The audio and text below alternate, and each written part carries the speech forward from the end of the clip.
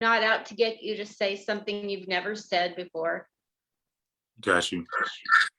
We're live, Facebook. How are you doing out there? It's your girl, Linda Marcus Smith again. You know, us old people never go away. So you're welcome. So this is interview number 861. Oh, 861. Yeah, 861.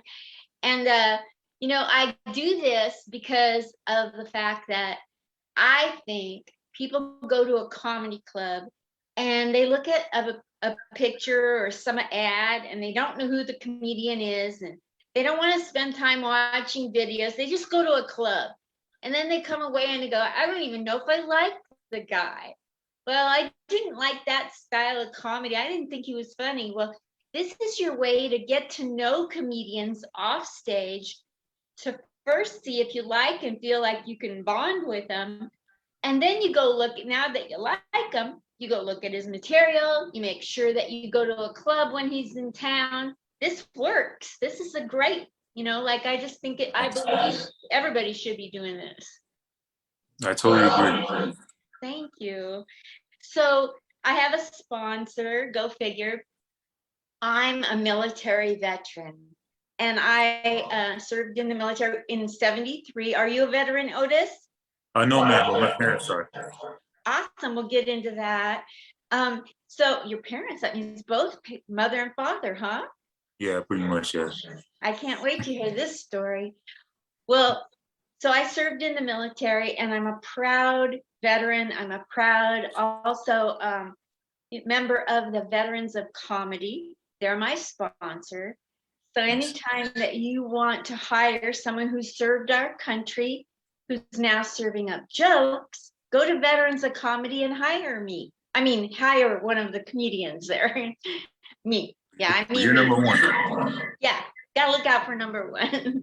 Anyway, I'm teasing around with you. Don't kill me, Lil C. I'm just joking. Anyway, today we have somebody here who I have watched, and so many comedians speak nothing but wonderful of him. You're gonna love him. He gave me this really long intro. I don't know if I have time for it. Let me go through. He's laughing because he knows I'm joking.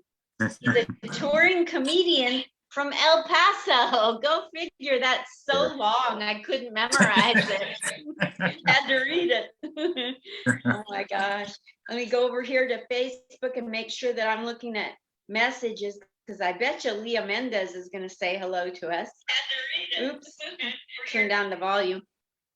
So the comedian who is my guest tonight on Comic Spot is the amazing touring headliner out of El Paso named Otis Hicks. You guys, let's get to know him. What's he like?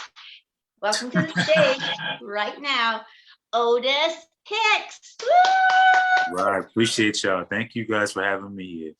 Yeah. I'm proud to be on the show. It's an honor, and thank you. My honor to have you on. I couldn't wait to get to know you. Yeah. Appreciate it. So you're a touring headliner out of El Paso, and you're in El Paso right now, right? Yes, ma'am. I just came back from Austin, Texas. What was that like? It was nice. It was the crowd was nice, man. The hospitality, you know, they got my comedy. I don't really hold anything back when I say whatever I say, so they understood it. So that's what I liked about it. It was an awesome crowd. That's so great. I hear that the crowds in Texas are fabulous. Yes.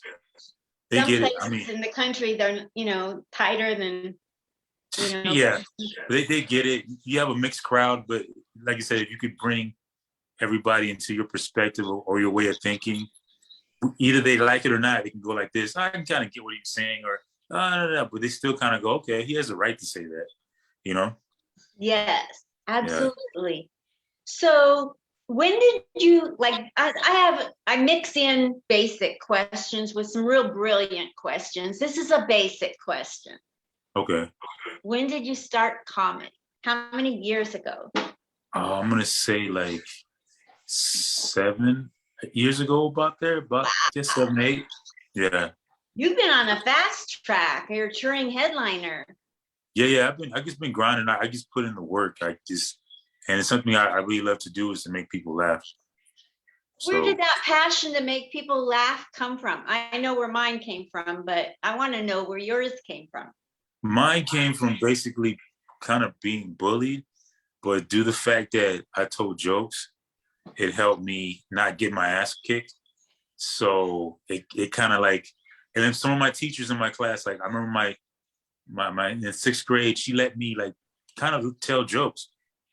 I mean, I didn't realize what she was doing at the time, but she let me go off, and I was just making everybody laugh. And I thank her for that. Her name is Mrs. Humphreys, by the way. I don't know if she's watching or whatever, but Mrs. Humphreys, thank you. Wow, Mrs. Humphreys, that's so awesome that she did that.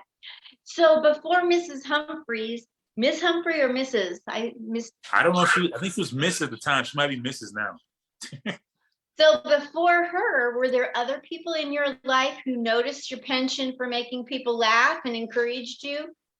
It was mostly friends, some family, but it was mostly friends. Like they would tell me like, you really need to, go up and do comedy, man. I was like, I always wanted to do it, but they were like, nah, you need to go. And one of my friends actually called the person that ran open mics and made me go over there and perform and stuff at the open mic. So and they all came to see me, which was ironic. I told them not to come because I didn't want to bomb in front of them, but they still went anyway. Yeah. Oh my gosh. How scared were you, and how did that very first set go? It didn't go as bad as I thought, but I was hella nervous, and it was at a coffee shop. And with me, I had to use alcohol to like calm down the nerves, but they didn't have any beer. All they had was wine and sake.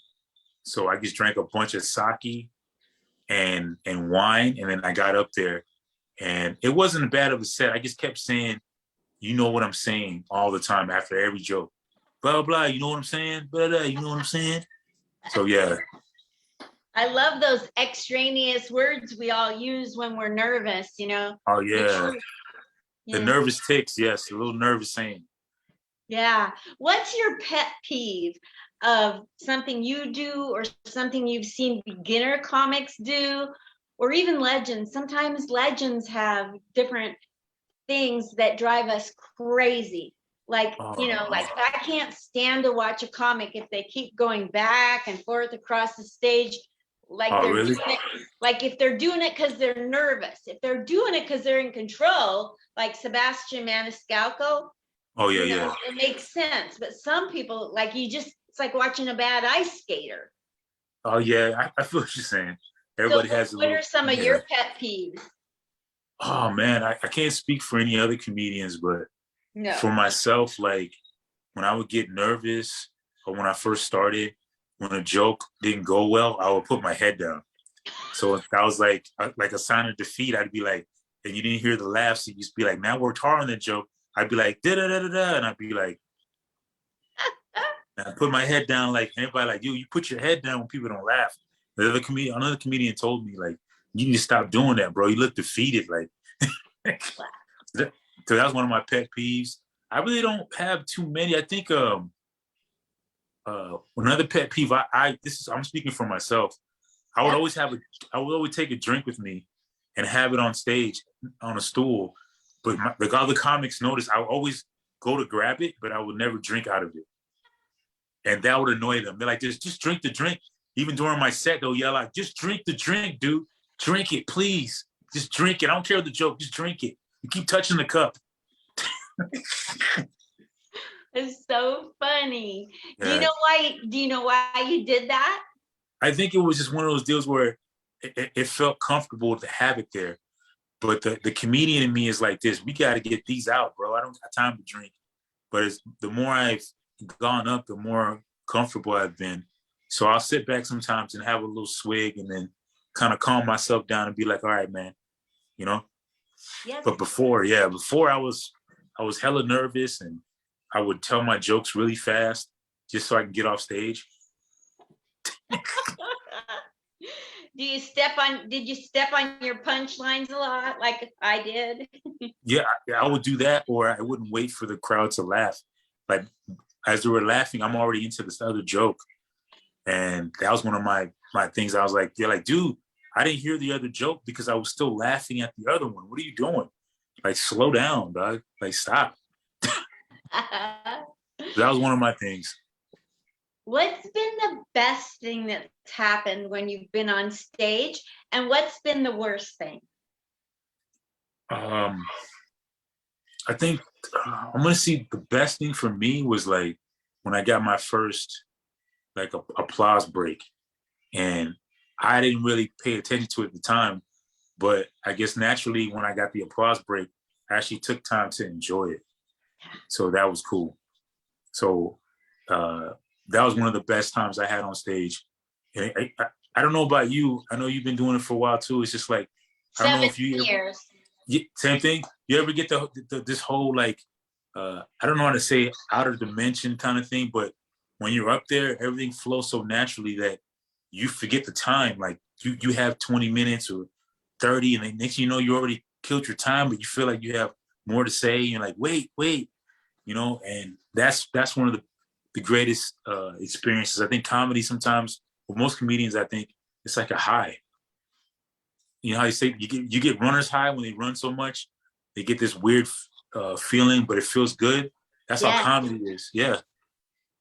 You go from being really nervous to up there and you're calm, like just a calmness once you get everything out. And then once you get back off stage, you get nervous because you're like, how did I do? Yes. Yeah, so that's one of the. Then when people give you compliments, they give you a generic compliment. Oh, you did great, but you don't know what you did great. And exactly. If you say, well, what did I do good? You know, they don't know how to answer specifically what you did. They just know you did great. You know, so you don't get any real feedback. Yeah, that's one of the things that bothers me sometimes when I'm just like, when they can't remember the joke. So in my mind, I'm thinking, you didn't remember the joke, then it wasn't that funny. So I have to do it better next time if you can't remember it. So that's why I've been kind of like, but I think my worst experience on stage is when I first bombed bad, like really bad, where like nobody, it was more worse than like, not the point where you bomb. This is the point where nobody's paying attention. Yeah. That's the worst feeling. Bombing is okay. At least somebody goes, okay, that wasn't funny. I'm not going to laugh at that. But when somebody's not paying attention, and when you do bar shows, any comic knows when you start off as bar shows, it's like you have to get their attention. And if you don't, it's like you're basically up there talking to yourself. Yes. What do you do at a bar show? Because now's your chance to school me and school others. What is a trick that you have up your sleeve at a bar show? Let's say all the bar stools are turned around and they're playing The Voice on you, and you got to get those stools to turn around. What do you do? At times I'll start off a set where I'll just engage with the audience, but I don't insult them. You feel me? Like I just go in there and I just try to, because you at a bar show, there's two things. Depending on what kind of bar it is, if it's one of those bars like, you know, hole in the wall, you can kind of be a little bit more raunchier, I guess. But if it's a little more sophisticated bar, you want to make the patrons feel welcome to the point where you can kind of insult yourself, so they'll turn around and start laughing at you, and then you get their attention, and then you can go into, or if you make fun of them, you kind of make them feel good, not to the point where they feel insulted and want to leave. So I've seen some comics do like, I'm like, dude, you're making them want to leave, bro. Like, don't do that. I'm after you. Like, I want to have an audience. Like, don't do that to me. We're not in a club. We're at a bar. They can leave. They're not paying to see this, so they can go if they want. You know, depending if it's one of those shows. Yeah. Don't you hate that when people piss off the audience and then you go up and there's no one there? You know. Yeah. And you notice it too. You notice it right away. You're like this. One person starts getting up, then 2, 3, 4, 5. You're like this. Okay. I guess I got to practice like in the mirror, basically to myself up there. So that's usually how it goes. But it's because bar shows can run differently. You have those bar shows or open mics that are at bar shows, but it's actually a show. It's good that the bar sets the mood though. They turn the TVs off, all the dim the lights, and make it feel like an actual club. That's a great point. Yeah. So what's your experience with hecklers? Not that they've heckled you, but being around heckling situations, the best and worst out of heckling. Heckling can go two ways. This is my opinion only, but usually heckling can go both ways. I had a heckler once, and he was just yelling stuff out. And sometimes you can either bring him in and kind of insult them, but I was told by another comic to bring him back. Like, don't get them to the point where they're angry or want to fight you. But at the same time, if you want to handle it, you can still go at them, or you can totally ignore them. Either or. But some people are just rowdy. Like, I can tell one guy heckled me, and honestly, I could tell like his wife kicked him out of the house, and basically he was just upset and bitter. And I even told him that. I was like, your wife won't let you talk out loud, huh? That's why you want to do it here. And he just looked at me like, and I was like, you want the microphone, boy, so you can talk? Because I know when you get home, you're not going to be able to. And he was all like, and he started laughing. And then after we got done with my set, he was actually told me like, dude, you're pretty funny. And how are you so accurate? So yeah, it's like that sometimes. Yeah, it's like that with hecklers sometimes, but it depends how you do it. And now it's a different environment. Heckling it took to a different degree now. You have hecklers that actually want to fight comics on stage and throw stuff at them and stuff. So I don't know how to. It's a whole different thing now. Did you hear about Bob Levy, that a guy came on stage over in Sacramento at Punchline on the 13th and came up on stage with a knife? So Bob kicked him in the throat. Bob's a trained fighter. Like, you're gonna come at me with a knife, brother, you're going down. Wow, way to go to Bob. That's how you deal with a heckler. Hit him in the throat. I wish I could do that with some other people. I wish I could hit them in the throat, but I can't. But yeah, it's a different society now. Everybody is like ultra sensitive, and that proves that nobody can take a joke when they have to go up there with a knife and want to stab you over a joke. Thank you. Well, let's talk a little bit about this PC culture taking away our freedom of speech. Censor, everybody is a censor. Yeah. What are you feeling? What have you experienced? You want to speak about your opinions? Or I'm totally against it. I think you should have the freedom to express yourself, and if you don't like it, you can always just walk away. There's no need to get upset. I mean, I've seen you've been abortion jokes. My brother has autism, all right, and comics make fun of autism. And never once did I get up and be like, how dare you, blah, blah, blah, blah, blah, make fun of autism. I look at it like this. Some of the stuff they say is pretty accurate because my brother does act like that.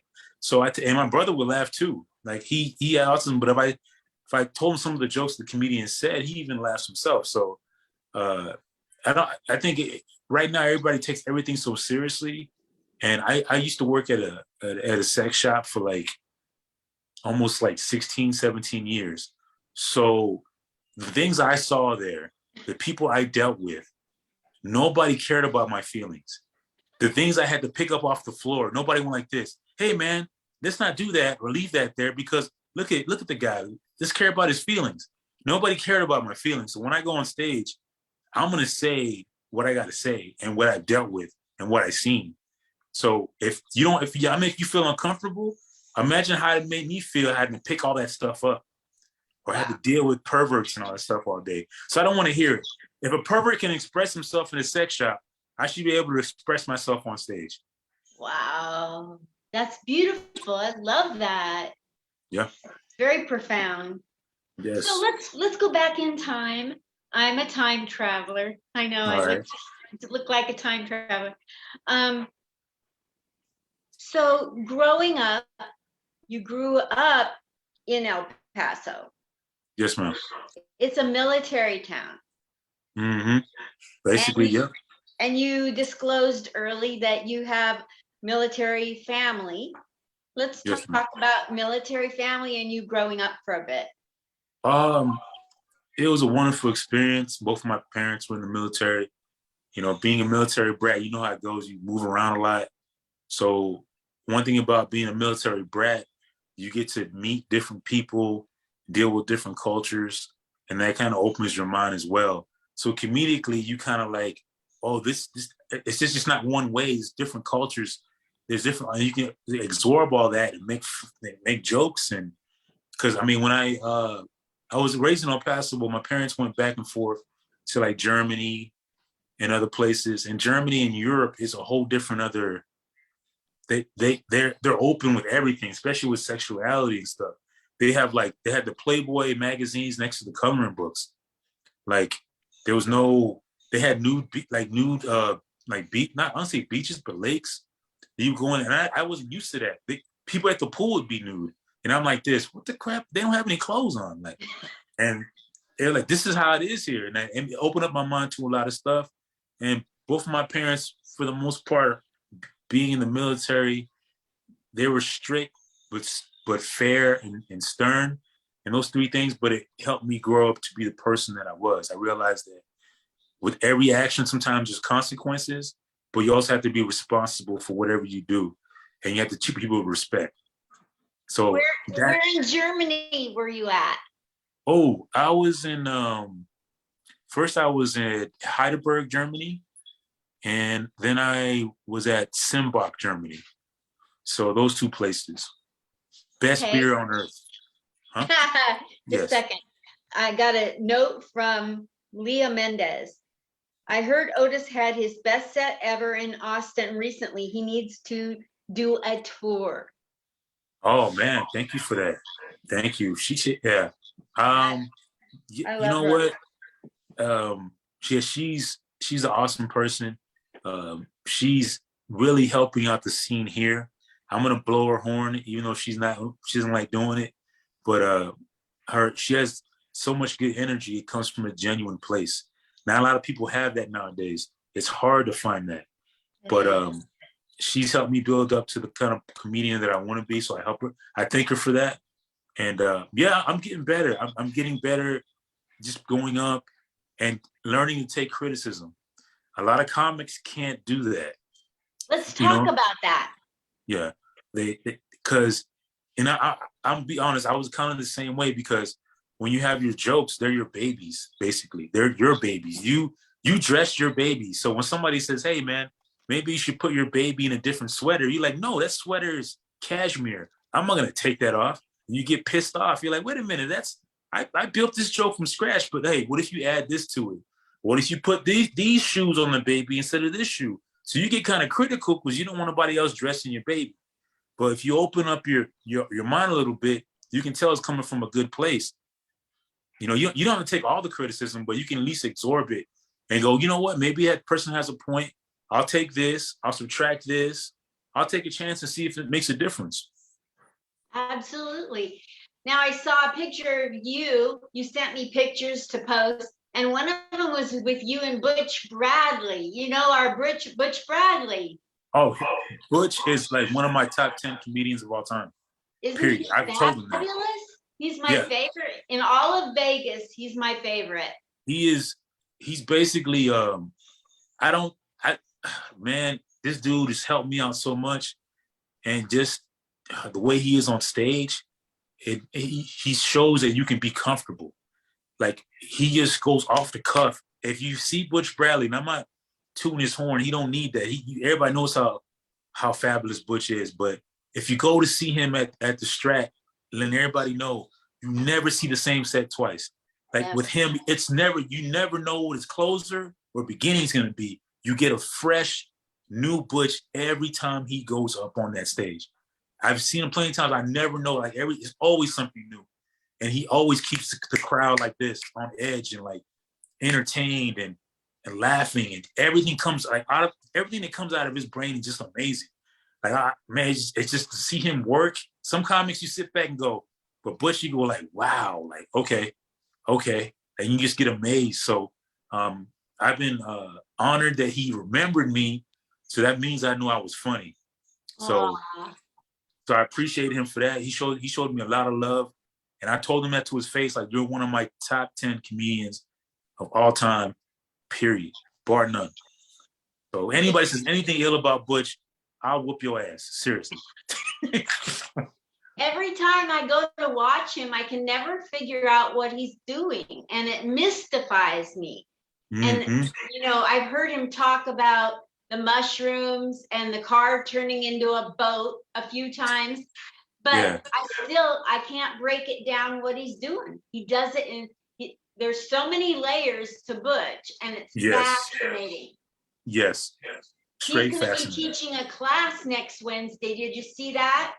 Oh yeah, I saw. I like the flyer and everything, but I wish I could be there. Yeah, Just to sit back and. I signed up for it. I'm going to go.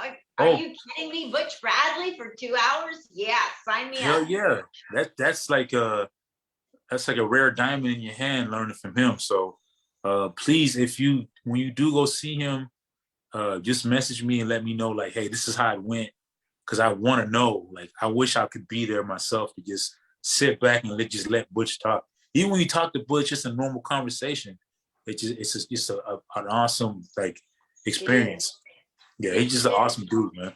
He stopped and talked with me and a couple other comedians one night, and I was just blown away by his heart and his sincerity and his authentically in the moment ability to just stop and chat. I mean, there's so much special about him. When you talk to him, you know you're talking to comedy gold. Yeah, basically he's like a comedic beast, but he's really humble. Like That's he doesn't, yeah, you don't meet too many people like that. Because all comedians have egos, you know? Everybody has one. But him generally, you can tell like you meet a good-hearted person and they're such comedically like sound, but they're still like, hey, I'm willing to talk to everybody. I don't think I'm above anybody else. He never walks around like that. And that's why I use him as my prime example of the comedian I want to be. I would, you know, that's just the way he carries himself. Yes. Yeah. Well, I'm going to go back to your family, them both being military. Were they both in the Army? Yes, ma'am. And did they meet in the Army? Yeah, they did. Ironically, they met in the Army. I don't know who pursued who, but by the sounds of it, I think it was my dad. Because the way because now all I hear when I go over, they've been married for plus 20 years now, but when I go over the house, all I hear is a bunch of yelling. So I know the marriage is going great. I'm like this, okay, they're yelling at each other. Somebody threatened to stab somebody. That's about right. We're good. If a marriage can survive the pandemic, yeah, pandemic and stab wounds, yes. Do you know who Kris Shaw is? Oh, that's one of my other dudes that I look up to. Like Kris Shaw's, man, that dude. I was fortunate enough to work with him because I used to do the refried comedy thing, and he was one of the guys that got called in to perform in El Paso, and I got to work with him.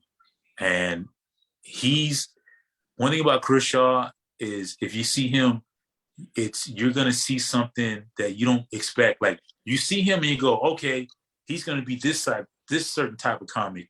But then when he went up, it's the total opposite, and it's even a lot better than what you thought you were gonna get. It's like you open up a something and you're like, oh, it's a blah blah blah, and it's Mercedes Benz inside the box. That's Kris Shaw basically. When I saw him, I basically knew when I saw him, like, okay, I can be myself on stage. I don't have to act like everybody wants me to act or be a certain comic, or you be yourself on there.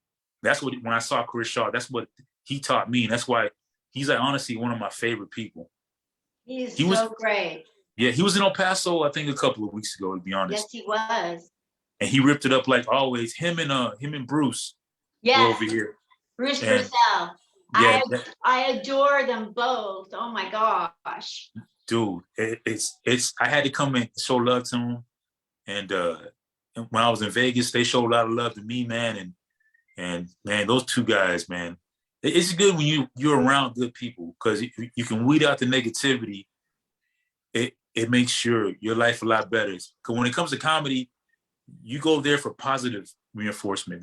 The rest of the world can be negative, but you try to be positive when it comes to comedy. So me personally, when it comes to comedians, I don't judge anybody by rumors or what I hear. I just go by conversation. And if it's something, it starts off with negativity and it's all negative, then I realize, okay, you're the kind of person I don't want to be around. If this is how it's going to be, and this is how you're going to start off, and woe is me, and this, and this ain't working out, blah, blah, blah. I'm like this, okay, man, I don't need that right now. You know, I don't need that right now. I need somebody to go up when I'm about to have my set. I need somebody to give me that dap and be like, hey, man, go out there and kill it, man.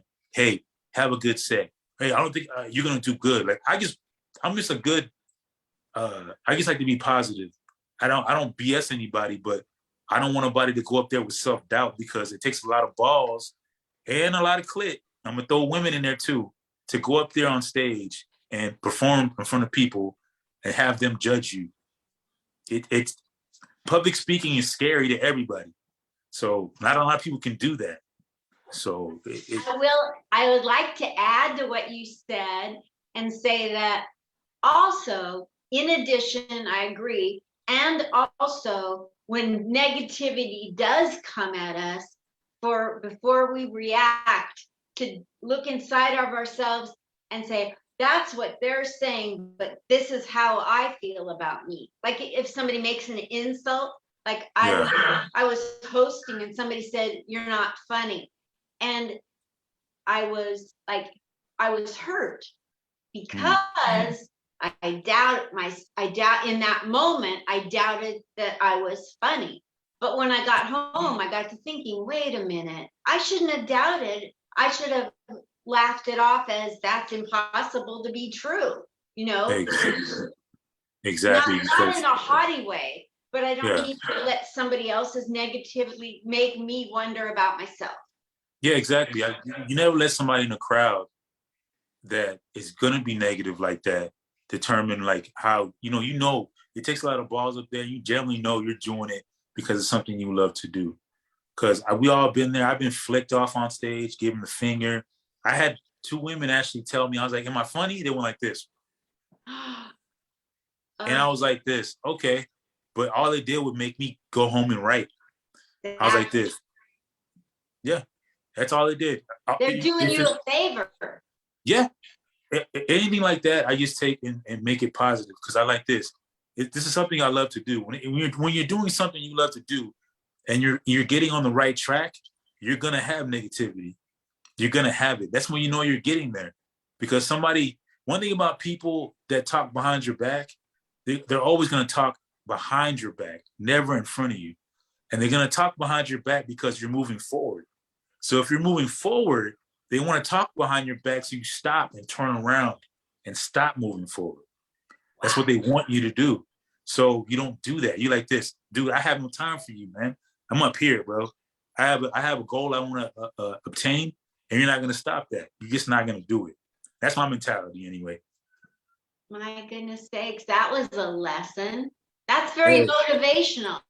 Have you thought about motivational speaking comedy, corporate?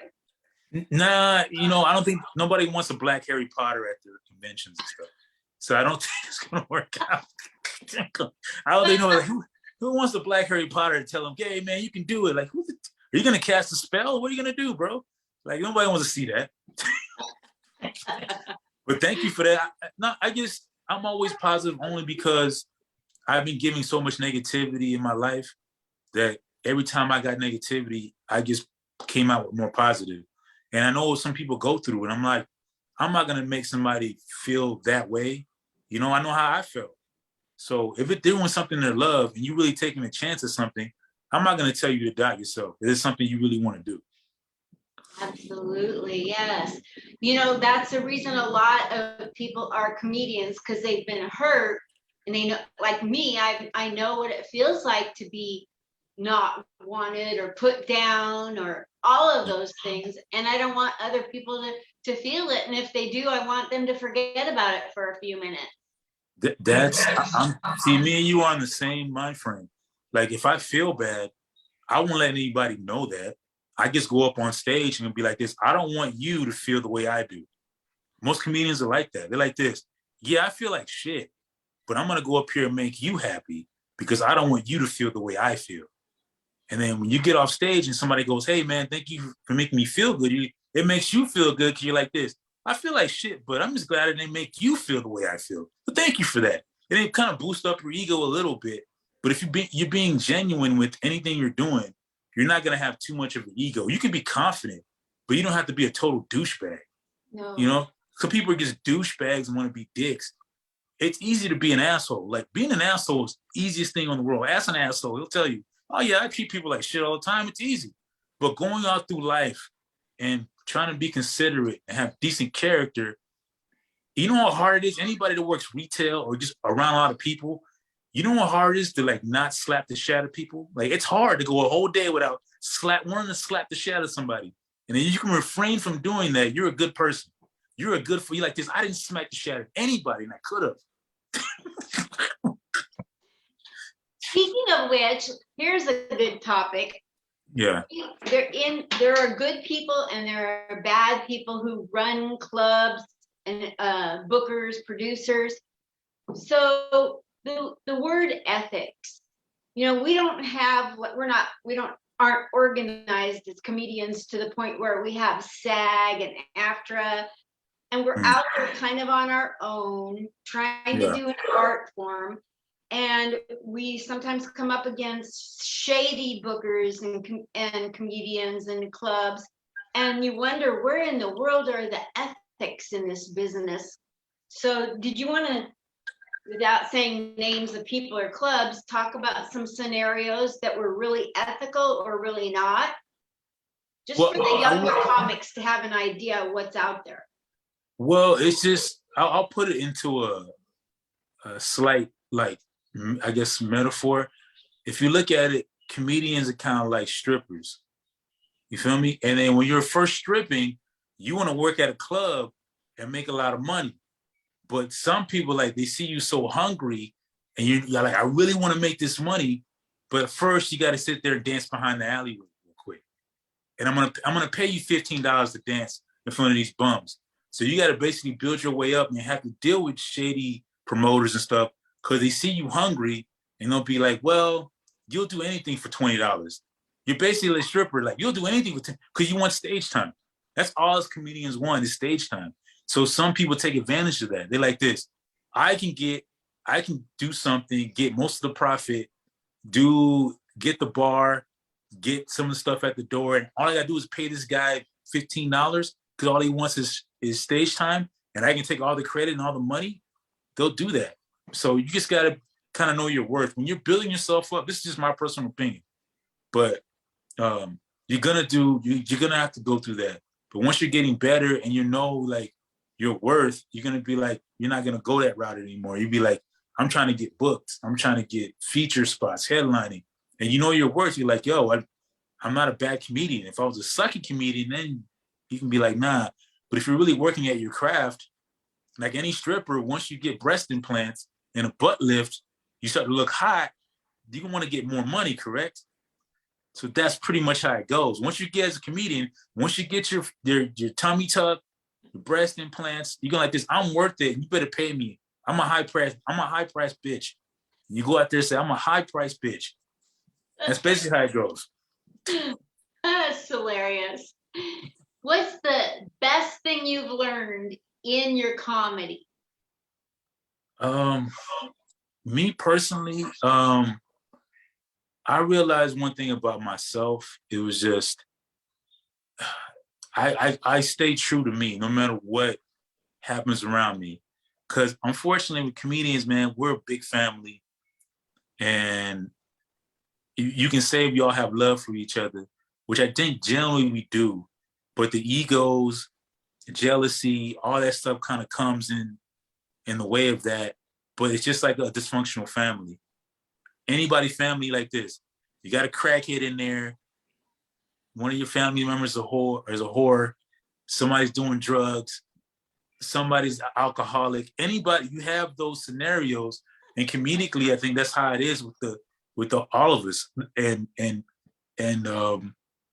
I just learned to stay true to me. Like no matter what happens, good or bad, I kind of keep my same motivation and drive. And I don't like to fuck people over. So whatever you want to say about me, I'll let my character speak for itself instead of my words. So you can, if people talk about me, they can say whatever they want. You don't really know me. But once you meet me like this, okay, that's not what that is at all, you know? And I let that stand more from what it does. But comedically, comedy is just a big family, man. But there's dysfunction, like you said, there's jealousy. You're going to get all that. There's egos in the way. And you just can't let that bother you. You know what your goal is. Your goal is to make people laugh and get paid to do it, to get paid to do something you love, whether it's comedy or something else, you know? Yes. Now, earlier you talked about handling two different kind of bar shows differently, which tells me that you're pretty good at reading a room. And I think that's something that so many young comics are horrible at, myself included. I'm still learning how to read a room. People say, oh, you just need to learn to read a room. Anybody I really respect in comedy that I've interviewed, I've asked them, how do you read a room? I really respect you. And I want to know how you read a room. Honestly, the best thing you can do is just stand back. Like before you go up on your set, just stand back because mostly comics, what we do during the show, everybody just talks in each other's ear. Like we're all talking. And sometimes I'm trying to watch other people's sets, but I'm also trying to watch the crowd. And somebody's always like, yeah, man. I'm like, dude, shut up. Shut up. Let me, like, you don't want me talking when you're up there. So don't talk right now when they're up there. I don't want to be disrespectful. But if you just sit back in the room and watch how the laughter goes, you can kind of figure it out. Now, that's how I do it anyway. I just kind of go like this. And you kind of look at people, you can kind of tell, me personally, I just kind of read energy. I know it's kind of weird to say. No. But you can read the energy in the room. And you can also go by the other comics and you go, okay, he did it this way. How can I do it my way and still get the same reaction? That's what, yeah. Don't change who you are, because if it's a certain room, I put it this way, that's how I was. At one point I thought, oh, it's all like, I don't mean to say race, but it was all like, oh, this is a black room. You know how comics talk, well, that's a black room, man. Or that's a Latino room, or that's a white room. Don't matter what room it is, when you go up on stage like this is my room now. So that's how I view it. I'm like this. Before I thought I had to adapt to the room, but I'm like this. No, I'm up here. This is my world. All right. I worked at a sex shop for 10-some years. I swept condoms into a dustpan. You're gonna go to my world now. Okay? I don't know. So that's how I view it. Have you gone on stage and the comedian before you has burned you?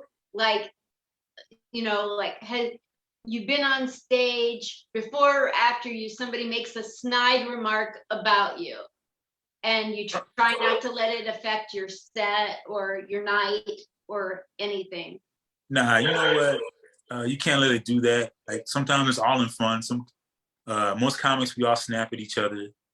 So I don't take that in, like personally, I just kind of go, okay, because comics are going to do that. They're going to talk crap. And sometimes if you have a really good set, that even makes it better because they're going to be like, well, I got to make fun of him because he's making me work hard or she's making me work hard.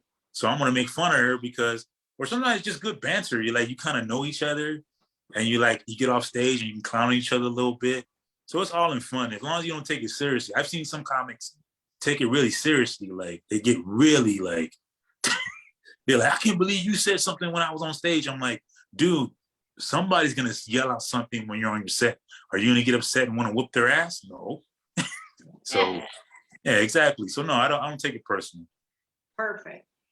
So, I'm looking at you with the blue T-shirt on. And I see that you have quite a bit of upper body muscle. Thanks. Maybe you don't think you do because of the pandemic, but you do. You have mass there. So it looks to me like football, baseball. I'm gonna say a little bit of football and a lot of ice cream sandwiches and Twinkies. those helped out with this whole upper body mass that you see here. Also, I don't use an iron. So you see how wrinkled everything is? It's because I don't iron my shirts. That's what happens when you have big mass. Guys, do not iron your shirts and you look bigger than you actually are. Like, dude, you look huge. Like, no, I just don't iron my shirts. I don't put them in the dryer. I just let them get wrinkled and put them back on, and that's it. Oh my gosh, you can handle any question I throw at you. Oh yes, believe me. Where I used to work at, things were thrown at me literally. I can't even tell you the things that were thrown at me. Every comedian has one joke or a couple of jokes that they refuse to throw out of their toolkit because they make them feel good. Like if the joke is for me, or it's something that reminds me of my parents, and the jokes sometimes never work, but they don't want to throw the joke out. And I think every comedian I've asked has identified that they do have a joke that doesn't work and they don't want to throw it. I find it funny. So could you humor me a little bit about that? Well, let me see. I think I have a joke that I particularly like that isn't going to really do that well. I had two jokes, but they just aged because of the, when you get a joke of a certain product or a commercial, it kind of like, once the product is gone and the commercial's gone, the joke goes. But I always like to keep it because one of the jokes I have, I do an African accent, and I really, doing my jokes, I really don't imitate or do impressions because I usually impersonate people that I know. I don't impersonate like Denzel Washington because I can't really, not because I'm not hating on any comedian that does that. It's just I just can't have the articulate like impression thing to do it. I wish I could. I wish I could do impressions, but I can't. And I'm kind of envious of the comedians that can. But the one joke I have, I do an African accent, and it's kind of half-assed. But I really, from time to time, I can't let that joke go because it's one of my favorite jokes. It's it's about the movie Captain Phillips, when the African dude takes over the ship, and I'm the captain now. That dude, I do that impression, and I just, I love doing that impression. But the joke, it's still in my arsenal. When I have a dead space, or I think, hey, I need you to do more time, I bring that joke out. I love it. What is the one thing that you had no idea was involved with touring, going around the country, the world? Have you been around the world or mostly just in the country? Just in the country. And right now I'm going through the grind of it. But like every comedian, like, the one thing that surprised me is the love that other comedians have for each other. Like, I didn't expect that. Like when you're going around different places, other comedians will look out for you. They be like, hey man, you got a place to stay? Blah blah blah. Like my boy Josh Castro, I've been knowing him for a while. He does Border Laughs, and like just the whole group, even in Vegas, like they look out for you. Like, hey, the comedians that like, hey man, you're out of town. Like, hey, you need this. What do you need? Like, hey, this is a good spot to go to. Hey, this open mic. There's all these mics here. You need to check this out. This is the new room. People that are like that are like open and like generally like, it's a good comedic community. Like, I'm not saying it's not toxic, because with every community there's some toxic shit. But if you find the positive out of all that, those comedians that you have around you, they'll help build you up. And just the hospitality, like you might be sleeping on the floor, but it's still, they offer you a place to stay when you're out there touring and you think you're not by yourself. That's what I've noticed about comedians, man. Wow. So let's say, pretend that I'm a brand new person to comedy and you're trying to tell me how much effort it's going to be. Because like I just watched a show and I enjoyed the comedy and I want to try it. What would you say to warn me about how much work it is to really make it? I would just say this: no matter what happens, just never stop if it's something that you want to do. Say you're gonna eat it. It just happens to all of us. But if in anything in life, no matter how many times you fall, you just got to keep going. If it's something generally you like to do, and just be yourself up there. Like nobody can tell you how to write a joke. Like they can help you write a joke, but nobody can tell you. You got to make sure that the joke is you. Basically, it's coming from who you are. You don't have to be like anybody else. That's a lesson I learned. So I would tell anybody, just have fun. Period. Simple as that. If you're going up there and it's something you really want to do, have fun with it. Don't let anybody take the fun out of comedy. Please don't let somebody do that. Wow, that's beautiful. So what is it that you want to accomplish off stage in your life? And what is it you want to accomplish? When will you know that you've done everything you want to do in comedy on stage? And what do you want to do in life off stage before you croak? Before I croak. Well, to the first question, the thing I kind of want to do off stage that I wish I could be more sociable. As weird as it might sound, and I know this is weird. I told this to everybody, but for me personally, this is my perspective. Like when I go on stage, it's like the Incredible Hulk. It's like another person. Like all the things I can't say or any things I have built up, the other guy takes over, and he has no filter. I can't tell him what to say. He's like this: Otis, you be quiet, you Harry Potter looking bitch. I got this. I'll finish this set. You sit back there, be whatever you're gonna be. And he gets off stage, and that's the way. So I wish I was a little bit more, not as loud as the guy on stage is or as unfiltered, but I wish I could be more like, because when I'm around other comedians, sometimes I'm not as sociable. I just like to watch and observe people. So sometimes I wish I was a little bit more talkative. So if I can do anything off stage, it's just being more sociable. I know it might seem awkward. I'm never disrespectful. I just kind of sit back, but I wish I was more sociable and get to know people a little bit better and just interaction.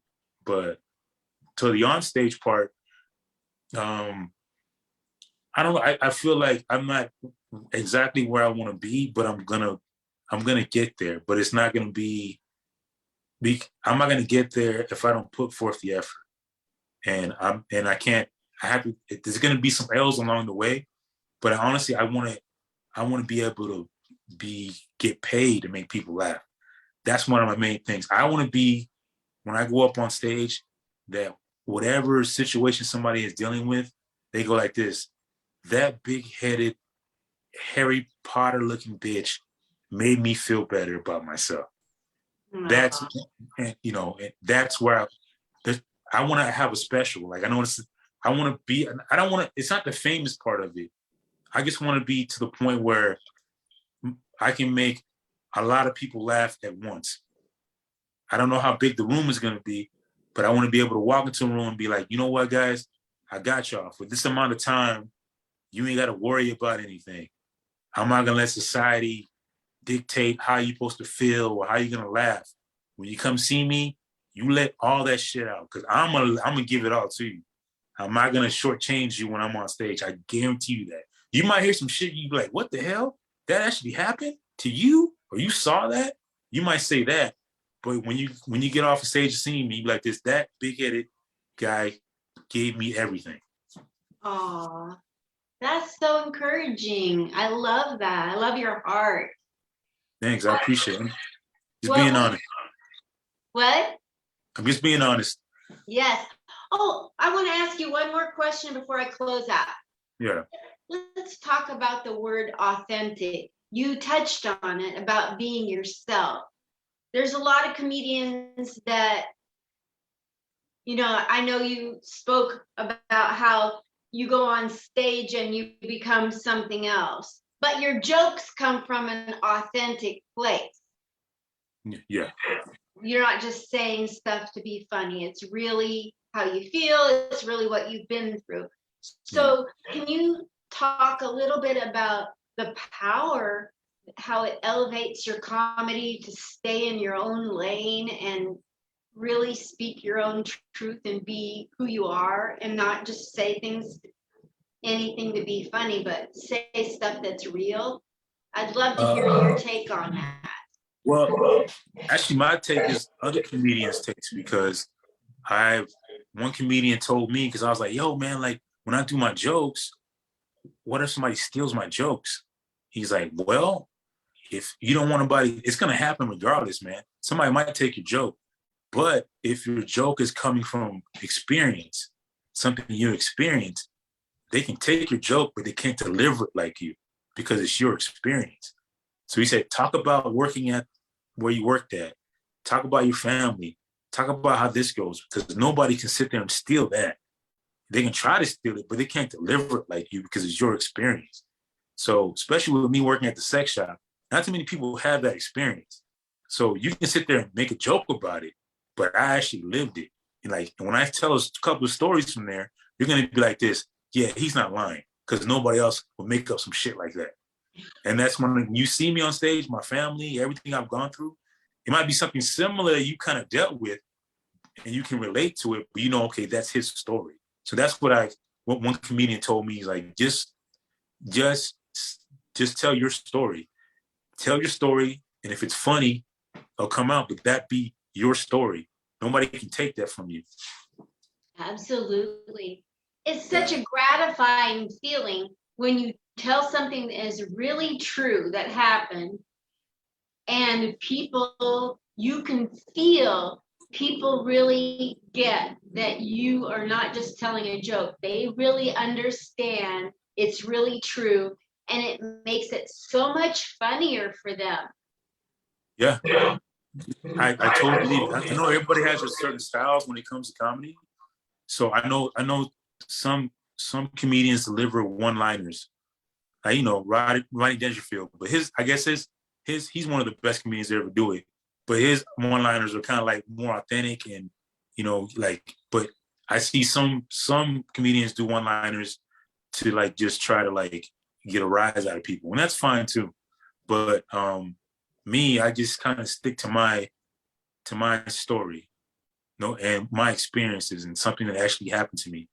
So, and nobody can take that from you. So you're right. As long as you're being authentic and people feel that, and it makes it genuine and a good feeling when you get off stage, when you know that's my shit. Like, that's mine. Like, you can say whatever you want and people are like, that's so hilarious. I'm like, yeah, it actually happened to me though.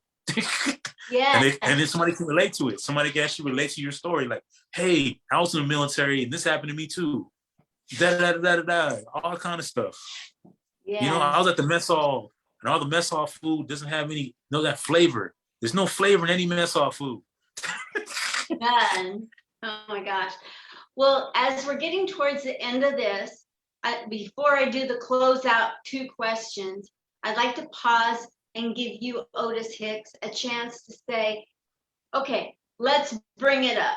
You're a person of color. It's Martin Luther King's birthday, Martin Luther King Jr.'s birthday.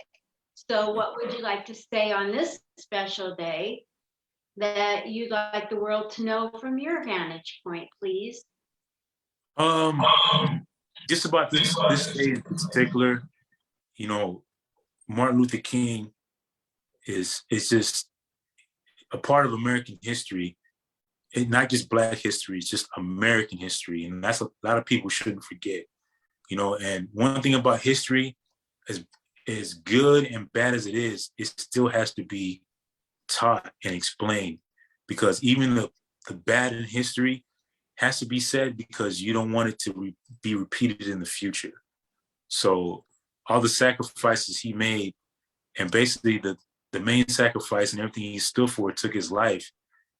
You saw everything good, unfortunately, that happened out of that, but everything that changed everybody's perspective and realized that everybody should be treated the same. And you should judge people by their character and not by their color. And that's kind of the model that I go by. Because no matter what color anybody is, an asshole is still an asshole, you know? So everybody, man, all kind of person that are assholes, no matter what color they are. So one thing about Martin Luther King, just treat people with respect, and just have some decency, just have some just character. That's what's lacking in today's society, anyways. Just common decency and common sense. Oh my gosh, there's never been a time when we need to rein it in more than lately. You know, Exactly. You know, people are going off their rockers with what's going on in the world. Exactly. I totally agree. Well, here's the last two things. We're at the end of the time. So where can people go to support you in person, and where can people go to support you live coming up? All right. Well, I have an Instagram page at Hicks Otis. So you can follow me there. And on Facebook, it's Otis Hicks. The other way around, switch it around. You can follow me there. And I have a TikTok. If you guys want to follow me there, I put dates and times. And also on there, it's at Big Headed Comedian on TikTok, all right? That's easy to remember. Big Headed Comedian on TikTok. You'll see my big head and be like, that's the guy. And I guarantee you, I'll give you dates, times. I'll put out content. And just laugh with me. Simple as that. Don't let this whole PC society, what you can't say, what you can't do. I don't hold back. If you come see me, you're gonna get a good show. I'm totally against the whole cancel thing. I'm really against the whole cancel thing. So if you're against the whole cancel culture thing like I am, then you come see me so we can fight it together, period. I love that. Oh my gosh. So do you have upcoming shows that you want to announce here? Or do you want us to go find it on your pages? You can find it on my page, but I think later on the 26th of January, I'll be in Albuquerque at the Revel performing. So if you guys are in Albuquerque, New Mexico, awesome state, they get the comedy and they're against the whole cancel culture thing, come out and see me. I'm gonna probably be in Vegas sometime next month, maybe on the 17th, if everything works out right, and maybe later on that month. And I might be in San Eli, Texas, performing later on. So if I'm lucky, or South Padre, one of those places. Wonderful. Thank you so much for coming on. I so appreciate all your input and who you are. Has there been anything that I didn't ask that you want to talk about? No, I just want to say one thing. Linda, you are awesome, by the way. Thank you for giving me the opportunity to be on this platform. Absolutely. You guys, please go follow her. I met her in Vegas. Honestly, she has the cutest smile, but at the same right, those jokes, man. Her jokes, I'm telling you, be like this. You know, I was like, wow. You like my jokes? Yeah, I liked your jokes. It came because I see you, and I'm like this, okay. And then the jokes you told, I was like, okay, all right. So definitely, you're not going to be disappointed when you see her. It's fun when she's on stage. She comes with it. She's not afraid to speak her mind. So you won't have any regrets when you see her. And she's not paying me for this. So I'm not just saying this out of my ass. She's like, oh, she paid you. Like, she didn't pay me. I'm being honest. Like, you want to go see her, okay? Thank you so much, Otis Hicks. Thank you so much for having me. See you when you get to Vegas. See you. Take care. Bye. Bye.